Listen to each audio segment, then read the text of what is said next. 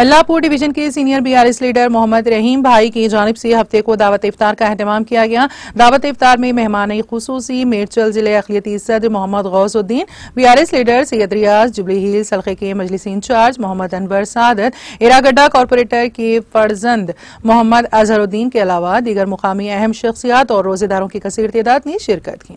इस मौके पर रोजेदारों के लिए ताम का भी इंतजाम किया गया था।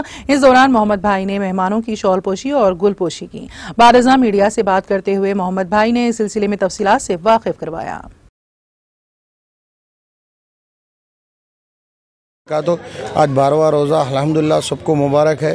आज मेरे को अल्लाह का बहुत बड़ा एहसान हुआ कि मैं उम्रे की सादत नसीब हुई मेरे को। पार्टी तो अल्हम्दुलिल्लाह हर साल से करते भाई, 20-25 साल से करते।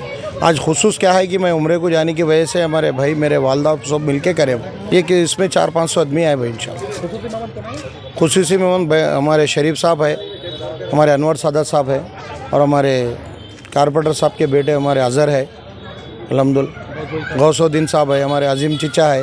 तकरीबन लोग पूरे करीबी लोगों को एक गेट टुगेदर दावत हुई समझो। इन लोगों ने दुआ के लिए भी बोला, अल्लाह उनके दुआओं को महज अपने फजल से मैं कोशिश करके हर एक को याद करके दुआ करो।